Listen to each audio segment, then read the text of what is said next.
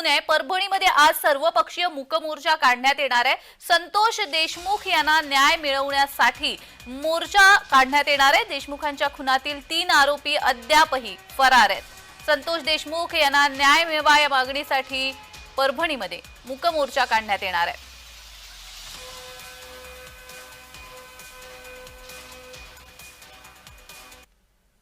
तर या मोर्चामध्ये कोणते नेते असणार आहेत पाहूयात।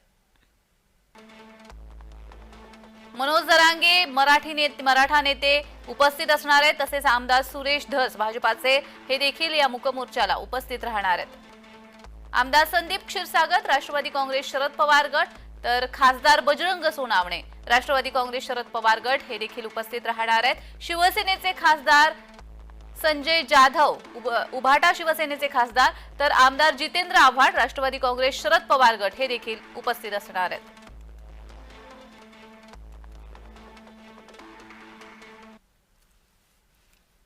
तर या संदर्भात अधिक माहिती देण्यासाठी आमचे प्रतिनिधी विजय चिडे आपल्यासोबत जोडले गेलेले आहेत। विजय, संतोष देशमुख यांना न्याय मिळावा यासाठी मूक मोर्चाचं आज आयोजन करण्यात आलेलं आहे। कशा पद्धतीने हा मूक मोर्चा असणार आहे, केव्हा सुरू होणार आहे, कोण कोण उपस्थित असणार आहे?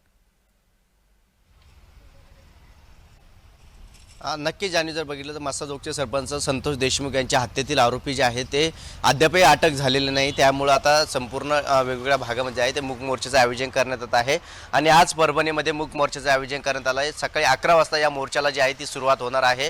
तब्बल 3 किलोमीटरचा अंतर जो आहे तो मूक मोर्चामध्ये असणार आहे। यामध्ये संपूर्ण नागरिक जे आहे परभणी जिल्ह्यातील या मोर्चाला उपस्थित असणार आहे। तर राजकीय पक्ष नेते देखील या ठिकाणी उपस्थित असणार आहे। स्वतः मराठा आंदोलक मनोज जरांगे पाटील यांची देखील उपस्थिती असणार आहे। तर आमदार संदीप क्षीरसागर, सुरेश धस, ज्योतिताई मेटे, बजरंग सोनवणे, बंडू जाधव यांची देखील या ठिकाणी उपस्थिती असणार आहे। त्या संतोष देशमुख यांची मुलगी वैधवी देखील या उपोषणाला आंदोलनाला जे आहे ते उपस्थित असणार आहे। त्यामुळे मूक मोर्चाचं आयोजन जे आहे ते परभणीमध्ये करण्यात आलेलं आहे। मी सध्या परभणीमध्ये आहे। या ठिकाणी जर पाहिलं संपूर्ण संतोष देशमुख यांना मूक मोर्चाचा न्याय झाला पाहिजे असे बॅनरबाजी जी आहे ती करण्यात येत आहे।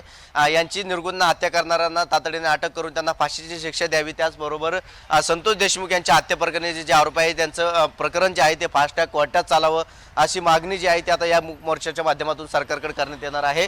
आणि त्यामुळे आता प्रशासन जे आहे ते तातडीने या आरोपींना प्रशासनाने अटक करावी अशी मागणी देखील झालेली आहे। त्याच पद्धतीने SIT असेल आणि CID असेल यांच्याकडून सुद्धा आता संतोष देशमुख यांच्या हत्येतील आरोपी जे आहे ते त्यांचा तपास सुरू आहे। मात्र या तपासाला वेग व्हावा आणि संतोष देशमुख यांच्या कुटुंबाला न्याय मिळावी अशी मागणी या मोर्चातून होणार आहे। जान्हवी, अगदीच। मात्र विजय, आपण पाहिले मूक मोर्चा काय आत्ता होत नाहीये, याआधी सुद्धा मूक मोर्चे झालेत, याआधी सुद्धा अनेक जिल्ह्यामध्ये याचे पडसाद उमटताना पाहायला मिळाले। काय वैशिष्ट्य आहे आजच्या मूक मोर्चाचं वेगळं की हा मूक मोर्चा प्रभावी ठरू शकतो असं वाटतंय? दुसरी गोष्ट, यापूर्वी देखील अनेक मनोज जरांगे असू दे, सुरेश धस असू दे, यांनी देखील वेगवेगळ्या पद्धतीने आपल्या बाजूने या संदर्भात बोललेले सांगितलेलं आहे, त्याचे पडसाद उमटलेले पाहायला मिळाले। आज काय वैशिष्ट्य आहे या मूक मोर्चाचं?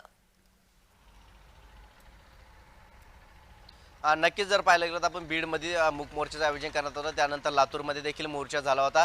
या मोर्चाच्या माध्यमातून जे आहे संतोष देशमुख यांच्या हत्येतील जे आरोप आहेत त्यांना SITची मागणी जी आहे त्या मोर्चातून करण्यात आली। त्यानंतर प्रशासनाकडून SIT मंजूर करण्यात आली, CID देखील मंजूर करण्यात आलेली आहे आणि त्यांचा तपासाचा वेग जो आहे तो देखील वाढल्याचा पाहायला मिळाला। काल संतोष देशमुख यांच्या हत्येप्रकरणी जे आहे ते काल एका आरोपी चौकशीत देखील घेतल्याची माहिती जी आहे ती देखील मिळत आहे आणि त्यामुळे या मूक मोर्चाच्या माध्यमातून जे आहे ते कुठेतरी सरकारवरती दबाव टाकण्याचा प्रकार जो आहे तो समोर येत आहे। कारण मूक मोर्चा झाल्यानंतर जर पाहिलं गेलं तर कुठेतरी सरकारला एक इशारा देण्यात येत आहे। प्रत्येक ठिकाणी संतोष देशमुख यांना न्याय मिळावे अशी मोर्चा निघत असल्याने सरकारला हा एक कडा इशारा देण्यात येत आहे। कारण संतोष देशमुख यांच्या हत्येतील आरोपी जर अटक झाले नाही तर त्या आम्ही आमच्या पद्धतीने पुढचं आंदोलन असेल किंवा मोर्चा असेल असं करू असा देखील इशारा जो आहे तो या मोर्चातून करण्यात येणार आहे। अगदीच या मोर्चाकडे आपलं लक्ष असेलच। तुर्तास धन्यवाद।